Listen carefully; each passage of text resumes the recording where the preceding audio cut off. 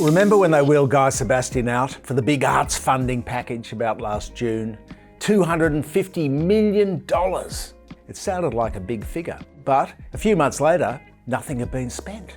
And so the journalists got on it a bit. Where's all this arts money gone? There were people in the arts saying, well, we haven't got any money. We put it in our submission. Where had it gone? Well, it hadn't yet been spent. Who's in charge of it?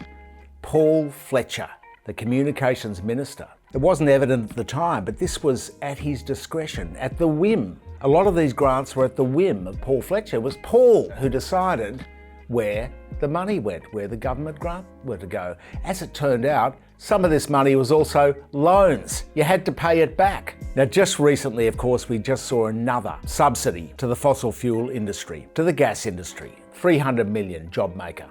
Now, this latest $300 million for the oil and gas industry is just another gift on top of what has been estimated at $12 billion in subsidies for the oil and gas industry. So here we have $12 billion plus their extra $300 million versus $250 million for the arts. And let's not forget that oil and gas companies, many will have been eligible for JobKeeper as well. What about the arts? Maybe if you were in an arts company and their funding declined, you might have got something. So the question is, does Paul Fletcher know what he's doing? Because of this $250 million, only a portion goes to the Australia Council for Arts. Most of it goes to Paul Fletcher to decide how to divvy it up, who to hand it to. There's a pattern here. It goes to the government playing favourites with its preferred sectors or its preferred people. Its people. Oil and gas good, arts bad. Coal good, renewable energy bad. Big business good, universities bad. They certainly didn't get any JobKeeper either, like the gig economy types from the arts sector. Who else are the favourites here?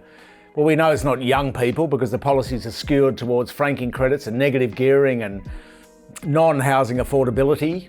It's not women.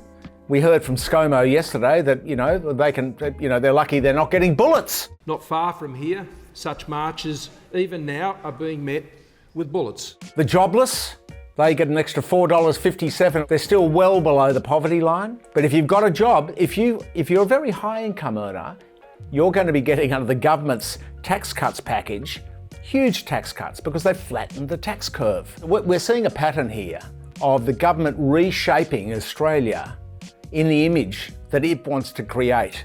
This rhetoric of a fair go for all Australians is simply not true, because as we can see, the government has its favourites. The other thing about this is that it doesn't make sense economically.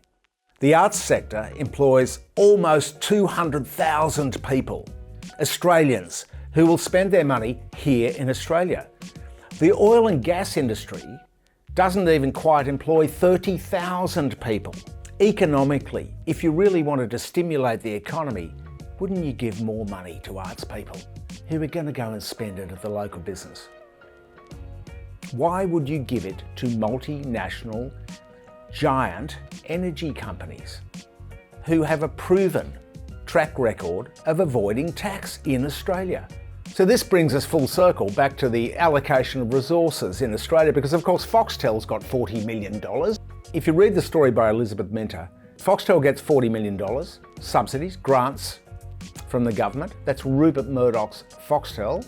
This is besides all the handouts from the Digital Media Bargaining Code, Google and Facebook having to pay all the government media mates. This is on top of that. This is cash handouts. This is our money going to Rupert Murdoch. At the start of COVID, Paul Fletcher cancelled all local content requirements for children's television. Now, they did this in the UK too. 90% of the children's TV production industry went out of business. On top of that, again, in other countries, there are local content requirements for video streaming multinational companies. 20 to 40% of subscription revenue is earmarked for local TV content. But here in Australia, we have Netflix, Amazon Prime, Stan, Disney, not paying any tax, no local production requirements.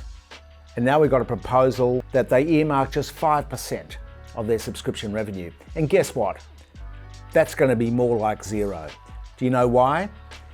If you open a set of Netflix's accounts, they bill like Google bills straight to Singapore and eBay bills straight to Switzerland, Germany.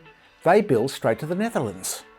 So the money that we pay gets invoiced from the Netherlands. It goes straight offshore. So when you look at their accounts, they've got billions in income, well, in cash flow, but their revenue is tiny because they don't count it as revenue in Australia. So that means that even this 5% proposed by Paul Fletcher is more like zero. Now here's the icing on the cake. Fletcher's earmarked $439 million, way above the 250 package for the arts industry in Australia that was projected as being so generous. $439 million is going to the streaming giants to make films in Australia.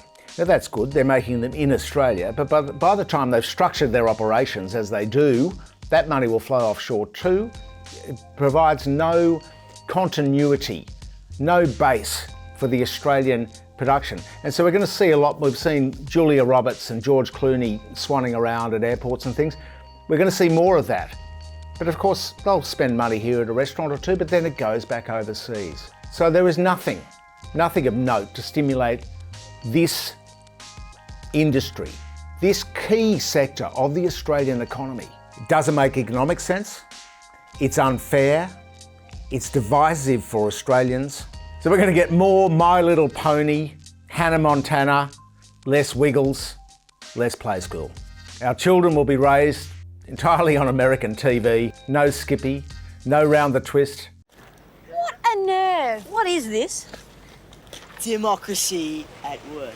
So back in October, of course, when there was a complete vacuum of information, Guy Sebastian followed up with ScoMo, wrote to him and said, where's the money gone? What's happening, mate? What's going on? And Guy didn't even get an answer. So like this video if you'd like Paul Fletcher, our Paul, to tell us what he's doing with our money. You might notice that we're back in the living room. We're out of the studio, back in the living room. There's a concrete truck outside. It's busy and noisy anyway with the dress shop downstairs. So if you'd like us to be able to afford to soundproof the studio, to bring you higher quality content, then chip in $4 a month on Patreon.